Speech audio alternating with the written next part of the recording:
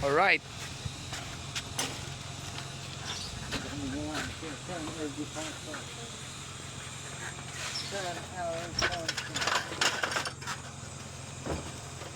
Mga boss natin, no?